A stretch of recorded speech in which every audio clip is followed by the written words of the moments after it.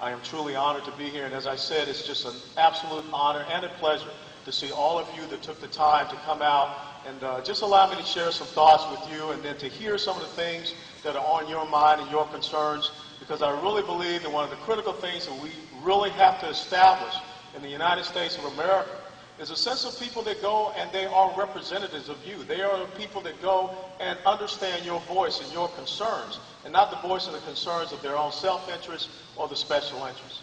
Now, as Corey brought out, one of the things that's so important to me, one of the things that enables me to stand here today is I had two great parents that stressed education for me. You know, if you go back to my inner city neighborhood, you can see some things that are pretty shocking. But the fact that they stressed upon me a discipline, they stressed upon me a commitment to excellence. And that enables me to stand here having a bachelor's degree and two master's degrees. And the reason why I had to get two master's degrees is because if you marry a woman with an MBA and a PhD, she's not going to talk to you with just a bachelor's degree. But that's the brilliance of my wife, Angela. And that's also the commitment to excellence that we want to share with our two daughters, Aubrey and Austin.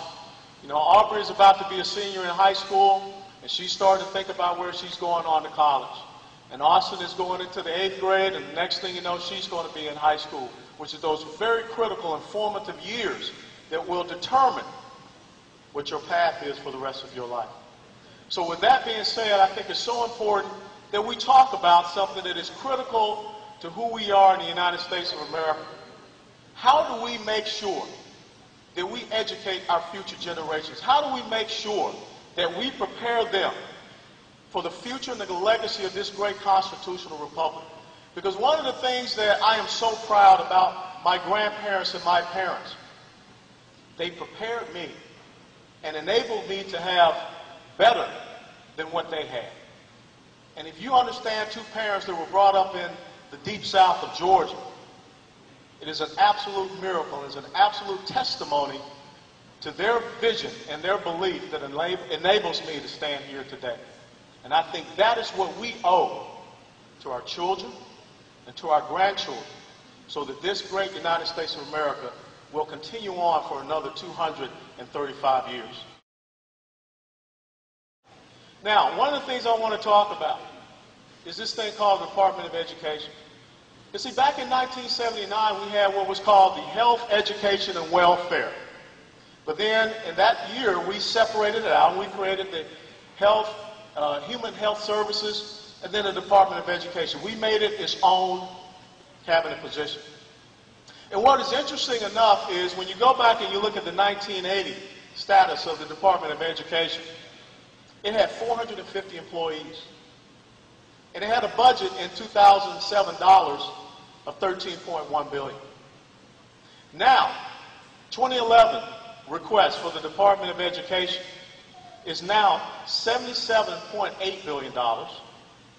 And that agency, which started out as 450, is now 4,800 people. But the interesting thing is that when I did the research from 1973 to 2004, federal spending on education quadrupled. But the math scores on the National Assessment of the Education Progress Test rose for American 17-year-olds only by 1%.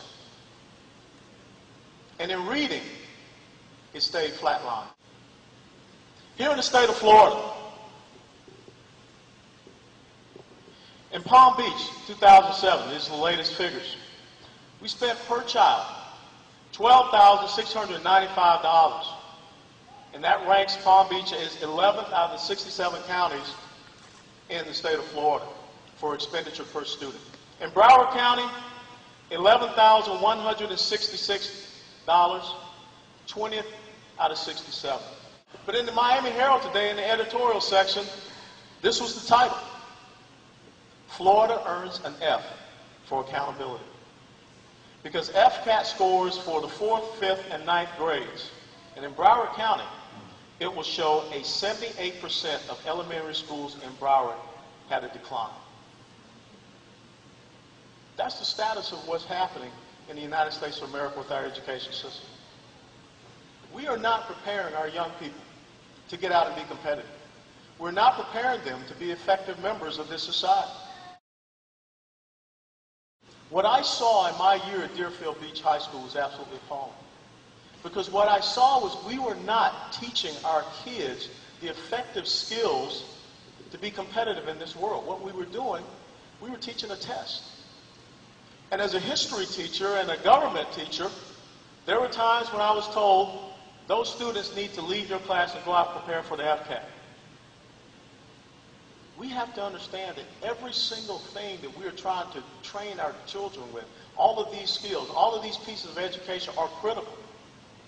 But now we've gotten to the point where we're not teaching critical thinking and skills. We're teaching rote memorization of a test. We're teaching means by which you can outthink a test. And what the sad thing is, a lot of these young men and women at the age of 16, they fail this thing called the FCAT. They believe that they don't have a future. They don't have anything to do. They don't have any possible outlet. And that creates a problem for us here because a lot of them just give up and they drop out. See, 81% of the DOE's money goes down to the states.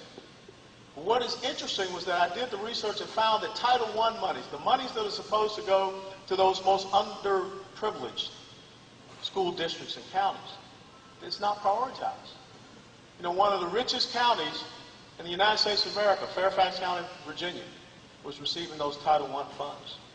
We're not doing a good job of prioritizing. We're not doing a good job of identifying where the problems are.